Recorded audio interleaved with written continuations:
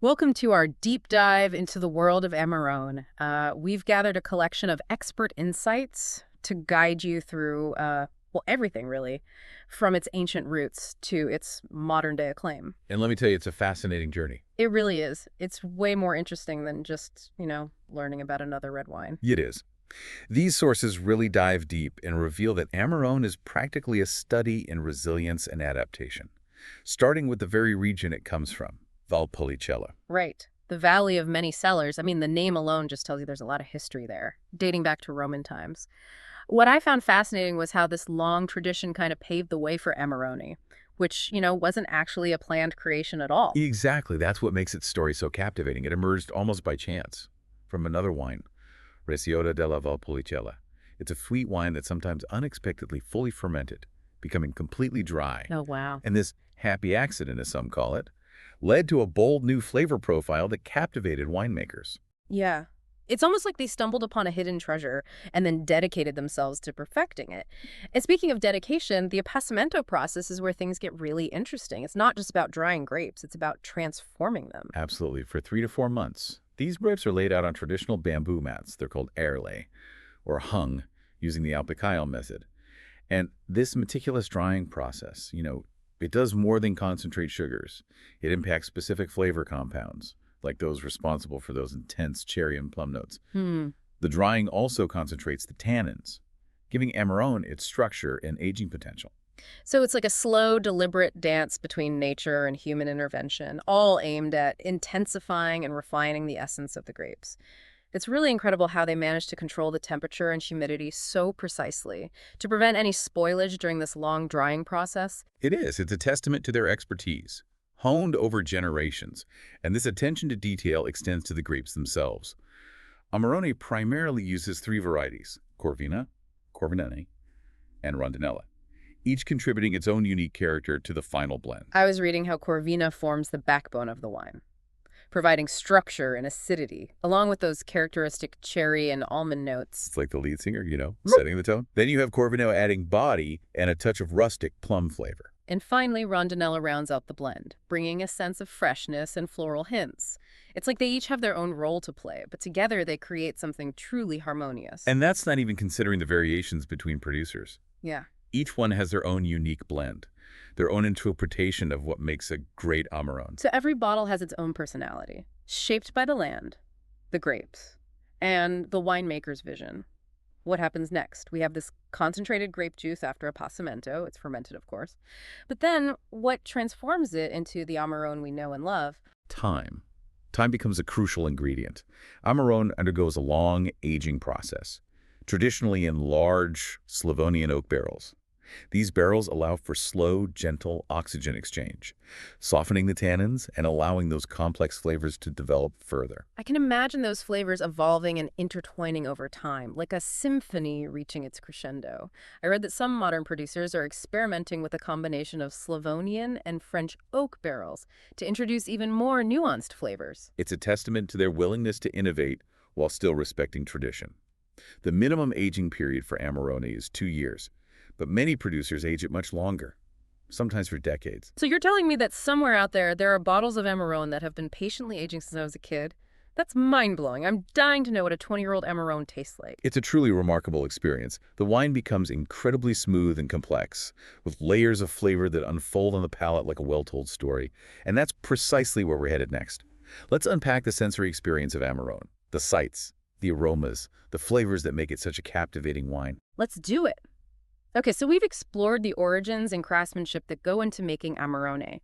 But what's really fascinating is how this once accidental wine has captivated the world. These sources highlight its journey from a local treasure to a global phenomenon. Yeah, and what's interesting is that it's not just gaining popularity, it's finding its place within different cultures and traditions. Take the U.S., for example. Mhm. They've embraced Amarone as this prestigious celebratory wine, Yeah. often featured in high-end Italian restaurants. Right. I read that sommeliers love recommending it for special occasions. It's like Amarone represents a certain level of sophistication and luxury that appeals to the American market. And yet it's not just confined to those exclusive circles. The sources point to a growing trend of everyday drinkers embracing Amarone as well. Wine shops are expanding their selections, and online retailers are making it more accessible to a wider audience. So it's like Amarone is crossing over from special occasion to let's open a bottle tonight territory. It's becoming more approachable, but without losing that sense of prestige. What about the UK? They have a long-standing love affair with Italian wines, right? Absolutely. And what's interesting is that Amarone's bold character really resonates with British palates. It's not a wine that shies away from complexity or intensity. It makes sense considering the UK's strong food and wine pairing culture. Those Sunday roasts, hearty stews, aged cheeses, they all call for a wine that can stand up to those robust flavors. I bet Amarone is a natural fit. You're absolutely right. The sources even mention specific pairings like roast leg of lamb or venison stew. It seems like the British have discovered that Amarone elevates those classic dishes to a whole new level. And then there's Germany, a country known for its love of Riesling, which is about as different from Amarone as you can get. Right. So how does a big, bold red like Amarone find its footing in a market that seems to prefer lighter, more delicate wines? Well, it taps into a different segment of German wine enthusiasts, those who appreciate complexity and aging potential. Germans have a deep respect for tradition and craftsmanship, and they're known for being very knowledgeable about wine. They're drawn to Amarone's unique story and its ability to age gracefully over decades. So it's not about converting Riesling lovers. It's about appealing to a niche market that's seeking something extraordinary. Exactly. And the German market is known for its discerning consumers who are willing to invest in quality. They do their research, they explore different wine regions, and they appreciate wines that have a story to tell. Amarone fits that bill perfectly. It's fascinating how Amarone has managed to carve out its own space in such diverse markets. But it doesn't stop there. Our sources mention that it's gaining traction in even more countries like Canada, Switzerland, Japan, and even China. It's becoming a global phenomenon, and I think it speaks to a larger trend, a growing global appreciation for Italian wine in general. People are fascinated by the history, the regional nuances, the passion that goes into Italian winemaking. It's like a cultural awakening. And Amarone is riding that wave, becoming an ambassador for Italian winemaking excellence. Precisely. It embodies the dedication, the artistry, and the generations of knowledge that make Italian wine so special. But I think there's more to it than just the Italian factor. People are becoming more adventurous with their wine choices. They're traveling more. They're exposed to different cuisines. And they're looking for unique experiences. It's like a thirst for discovery. And Amarone, with its unusual production method, its bold flavors, and its aging potential, offers something truly distinctive. It's a wine that sparks curiosity and invites exploration. It's not just a drink. It's a conversation starter. It's a wine that has a story to tell, and people are eager to hear that story. So what do you think this global expansion means for the future of Amarone? Is it destined to become the next big it wine? Well, it's certainly on an upward trajectory, but I think its future depends on striking a balance. Amarone producers need to maintain the quality and traditional methods that make it so unique, while also adapting to the evolving global market. That means navigating challenges like climate change, competition from other wine regions, and even the perception that Amarone is only for special occasions or a certain type of drinker. It's a complex landscape, but I think Amarone has all the right ingredients for success. A rich history, a compelling story, and a flavor profile that captivates palates worldwide. It's a testament to the enduring power of tradition, passion, and of course, exceptional winemaking. But as we discussed, Amarone is more than just a product. It's an experience. So now let's shift our focus back to that experience and delve into the sensory world of Amarone. Let's explore the sights, the aromas, the flavors that make this wine so captivating and memorable. We'll unravel the sensory tapestry that makes Amarone truly stand apart. All right, so now it's time to engage all of our senses and really experience Amarone. Let's start with the visual. What should we be looking for in the glass? Well, picture this deep ruby red that's almost garnet in color. Oh, I like that. And as the wine ages, it takes on, well, more amber tones, like a glowing ember. Oh, I love that image. It evokes like a sense of warmth and complexity. But I'm guessing there's more to it than just the color. Definitely. The color is just a hint of what's to come.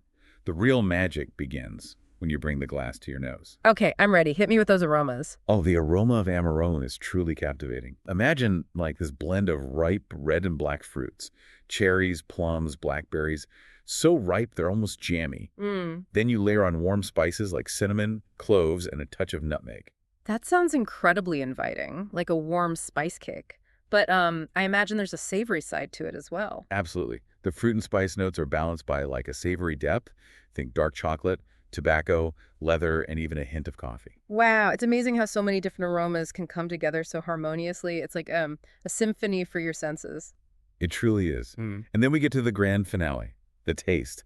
This is where everything we've discussed culminates into a remarkable experience. I'm all ears. Tell me everything. Amarone is full-bodied, rich, and incredibly smooth. Those concentrated fruit flavors coat your palate, but they're balanced by a lively acidity that keeps the wine from feeling heavy or syrupy. I remember we talked about tannins earlier. Do they play a role in the overall taste as well? Absolutely. The tannins are definitely present, providing structure and grip, but they've been softened and refined through that long aging process, resulting in a texture that's both powerful and elegant. So it's a wine that demands your attention, but in a way that's both captivating and pleasurable. Precisely. It unfolds on your palate, revealing new layers of flavor with every sip. And then there's the finish, which is a whole other experience in itself. Oh, tell me about the finish. What makes it so special? Well, the finish of Amarone is long and satisfying. Those fruit and spice notes linger, echoing on your palate long after you've taken a sip. It's the kind of wine that makes you want to close your eyes and savor the moment. I think after this step dive, I can confidently say that Amarone is more than just a drink. It's a journey, a sensory experience that connects you to centuries of tradition and craftsmanship. That's the beauty of Amarone. It engages all your senses, taking you on a journey from the vineyards of Valpolicella to the very heart of Italian winemaking. It's a reminder that wine can be so much more than just a beverage. It's a reflection of culture, history, and the human spirit. As we wrap up this deep dive, I want to leave you with this thought. When you encounter a bottle of Amarone, don't just see it as a wine. See it as an invitation to experience the soul of Italian winemaking. It's a wine to be savored, to be shared, and to be remembered. Beautifully said. And that's exactly what we aim to do with these deep dives, to uncover the stories, the nuances, and the remarkable experiences that lie hidden within every bottle. So here's to Amarone, and to the endless journey of discovery that awaits us all in the world of wine. Cheers.